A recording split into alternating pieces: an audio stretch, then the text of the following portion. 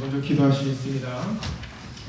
사랑과 은혜가 풍성하신 아버지 하나님 감사합니다. 오늘도 주의 날을 맞이하였습니다. 특별히 예수 그리스도가 이 땅에 오심으로 말미암아 정말 죄인에서 새 사람이 되었음을 아버지 기뻐하는 날입니다.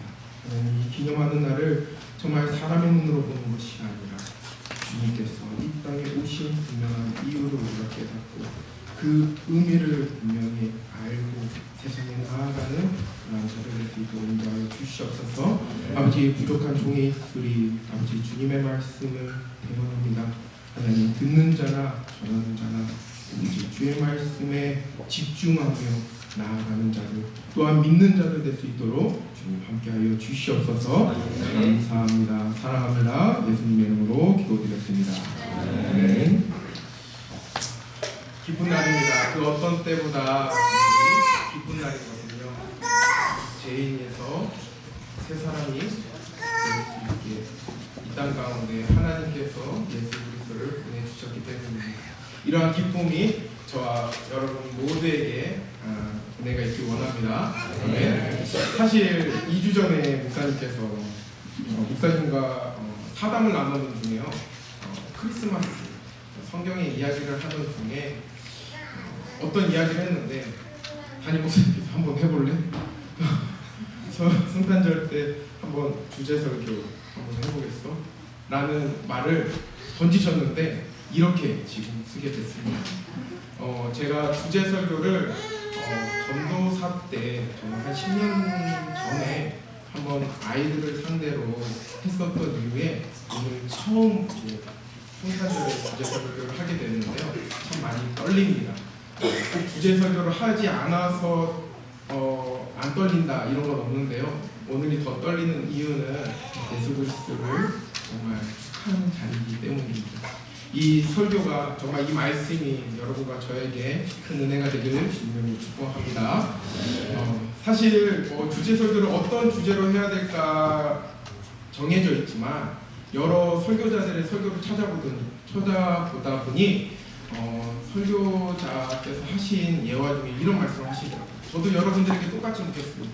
이 예배 가운데 여러분들이 받고 싶어 하시는 선물은 무엇입니까?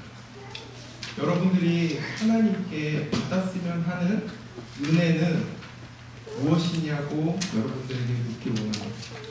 혹시 있으신가? 이 예배 가운데 받았으면 하는 은혜가요? 네, 답을 구한 건 아닙니다.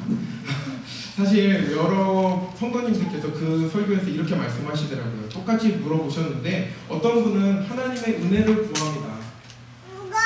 재정적인 축복을 받길 원합니다. 어떤 분은 정말 받은 말씀 가지고 세상에 나아가 전하길 원합니다 라고 했는데요. 어떤 분이 손을 번쩍 드시면서 그런 말씀을 하시더라고요. 설교가 짧았으면 합니다. 그렇습니다. 네. 어떤 선물보다 짧은 설교가 참 은혜가 되는 그런 시대를 살아가고 있습니다. 며칠 전입니다. 아내랑요 아이들과 함께 카스코로 장을 보러 갔습니다. 해마다 그렇지만요 올해도 역시 크리스마스 트리와 성탄절을 함께 나눌 기프트들로 카스코는 가득 차 있었습니다. 그것을 보러 온 사람들도 가득 차 있었습니다. 사람들은요 우리가 흔히 듣고 싶어하는 성탄절 캐롤을 부르면서 함께 나눌 선물들을 고르고 함께 나눌 음식들을 재료들을 고르는 모습으로 구상하였습니다. 근데 이상하게도요 모두 성탄을 기대하며 축하하는 것 같은데요 그 속에 성탄의 주인이신 예수 그리스도의 모습은 찾아보기가 어려웠다는 마음이 드는 건 꼭 저의 생각일 뿐일까요? 한 번은요 아내가 친호로 이사를 왔더니 그동안 보지 못했던 구유에서 태어나신 예수 그리스도의 장식들이 눈에 띈다며 좋아하는 모습을 보았습니다. 얼마나 많은 사람들이요 이 성탄의 진정한 의미는 모른 채 서로 선물을 나누고 한 해를 얼마큼이나 행복하게 또한 잘 마무리해야 되는지에 대해서만 포커스하며 생각하는 시대를 우리는 살아가고 있습니다.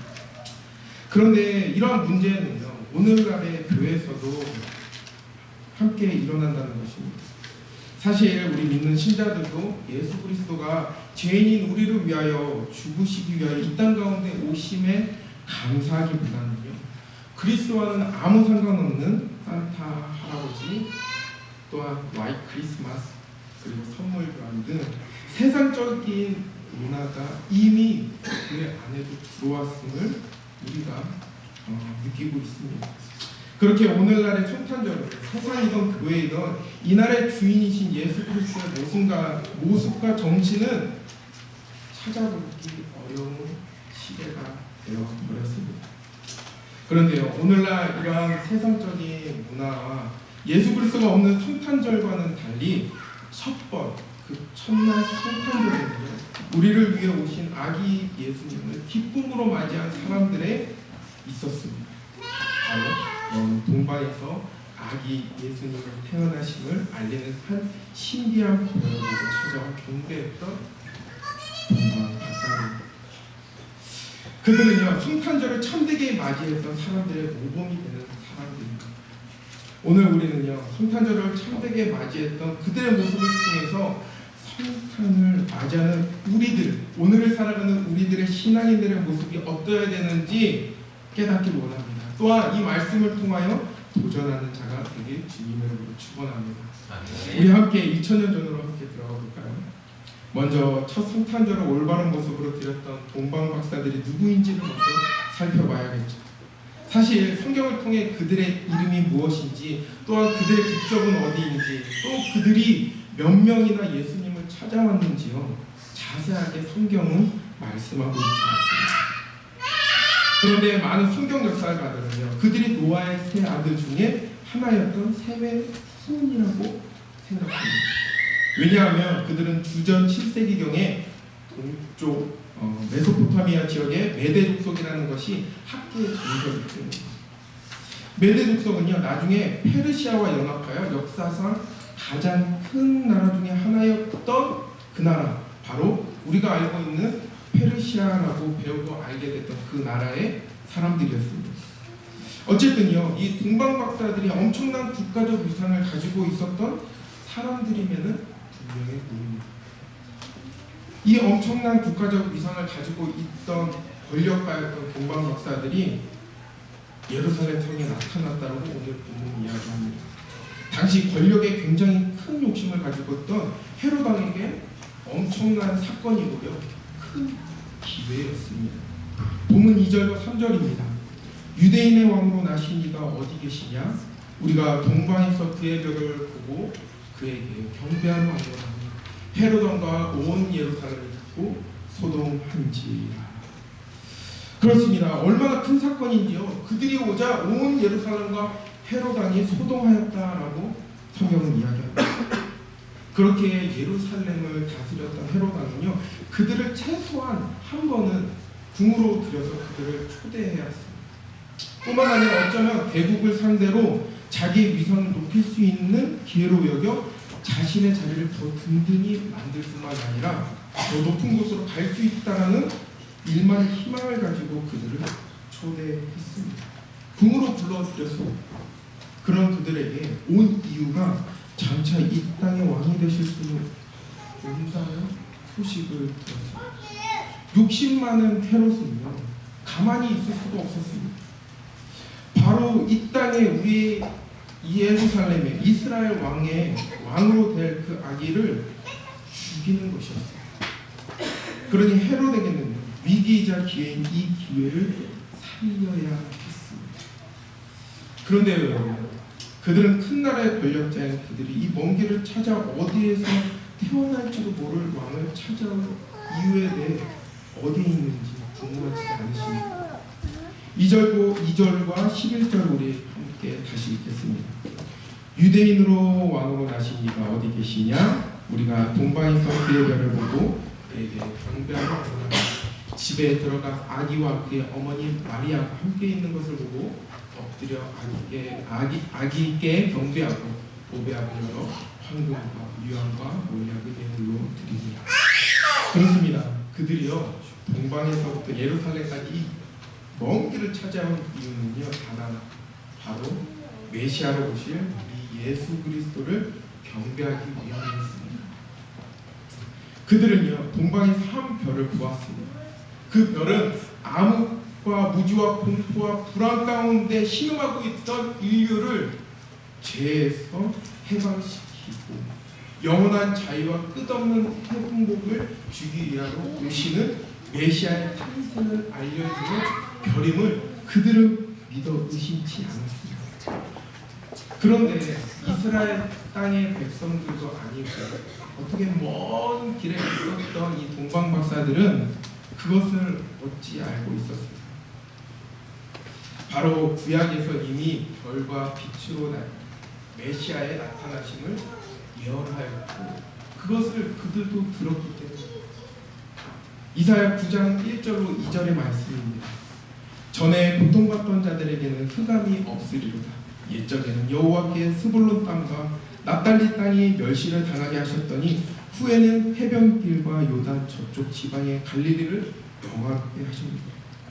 흑암에 행했던 백성이 큰 빛을 보고 사망의 그늘진 땅에 거주하던 자에게 빛이 비치도다.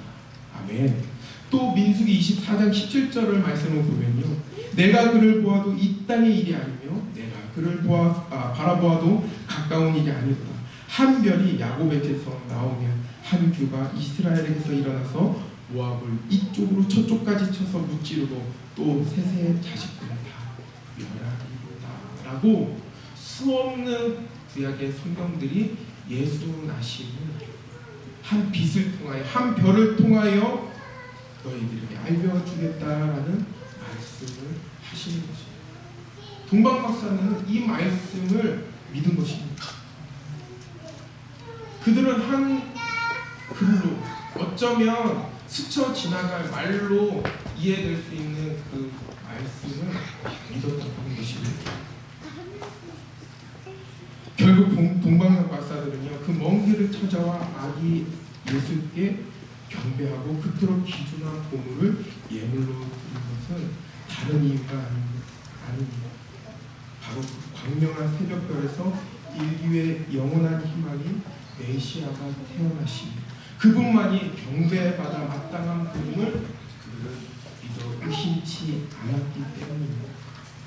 사랑하는 성도 여러분, 성탄절을 앞두고 있는 오늘 이 시간, 주님의 오심을 축하하는 우리가 가장 먼저 해야 될 올바른 신앙의 자세는요, 바로 주님께만 진정한 경배를 드려야 한다는 것입니다.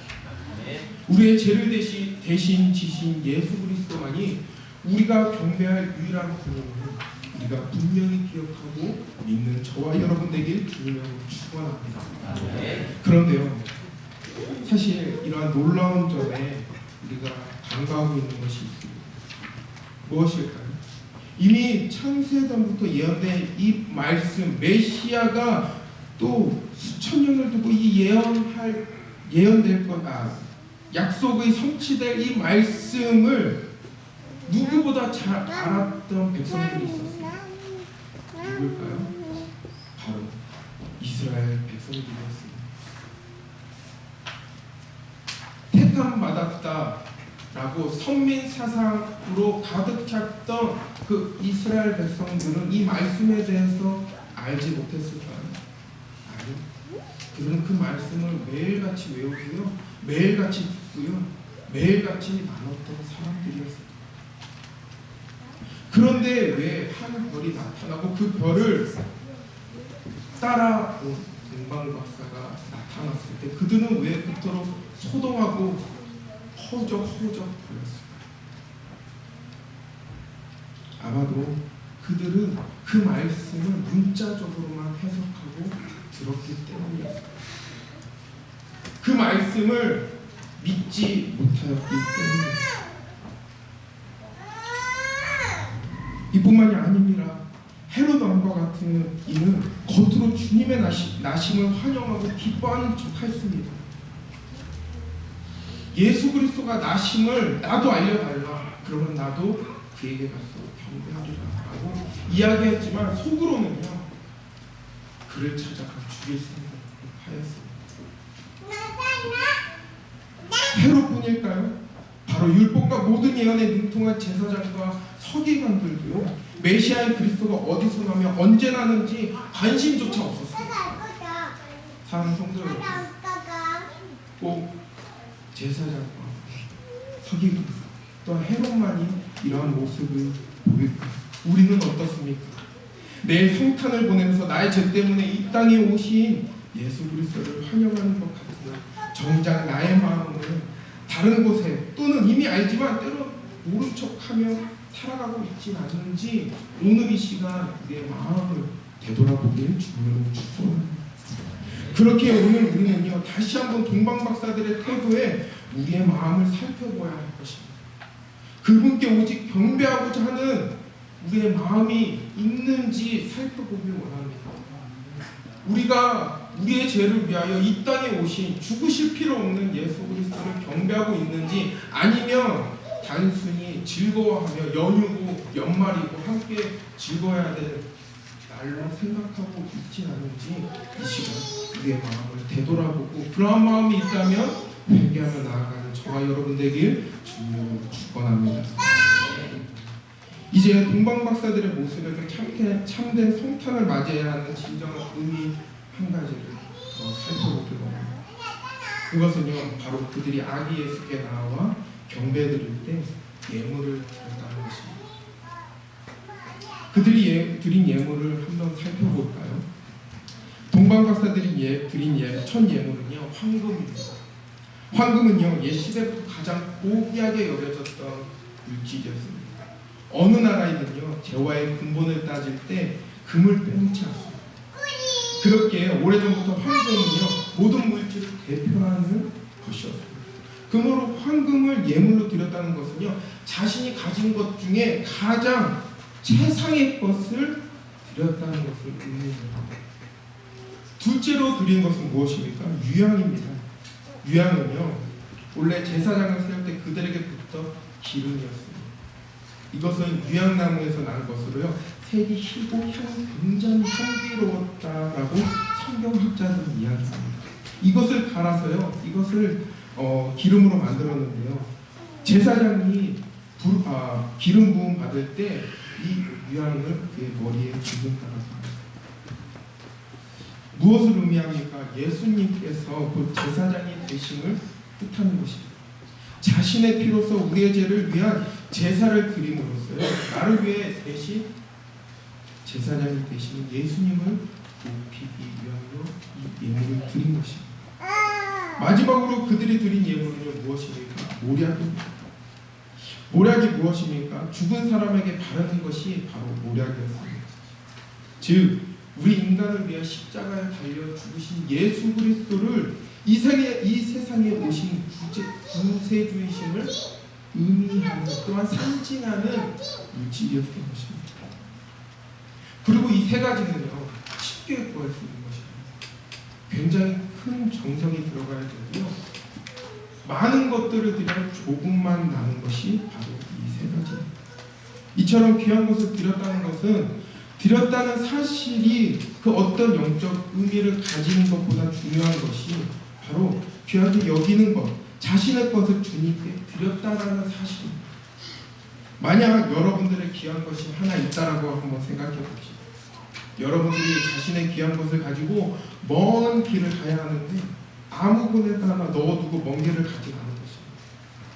혹 깨지지 않을지 여러 겹을 싸서요, 가장 안전한 곳에 넣어두지 않으시겠어요?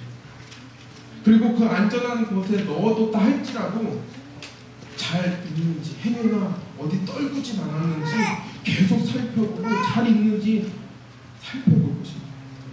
또한 내가 잘 쌌는지 또 여러 겹으로 싸서 이 물건이 혹 상하지나 않을지 더 안전한 곳에 두고 매일같이 살펴볼 것입니다. 이처럼 그들은요, 귀한 것을 그냥 가져온 것이 아닙니다. 온 마음을 다해 안전하게 가져와 예수님께 드렸다는 것입니다.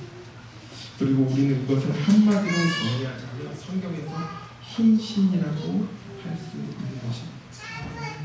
동방박사들은요, 자신들이 드릴 수 있는 가장 귀한 것을 예수님께 헌신함으로 주님의 탄생을 기뻐하였던 것입니다. 사랑하는 성도 여러분, 우리 모두는요, 예수님께서 흘리신 피로 깨끗함을 얻어 새 생명을 받아 살아가는 자들입니다. 그런데 어느 순간 우리는요, 우리가 가진 모든 것들이 당연한 것처럼, 그냥 생긴 것처럼 생각하며 살아갑니다. 그러니 감사도 없습니다. 또한 헌신도 없습니다.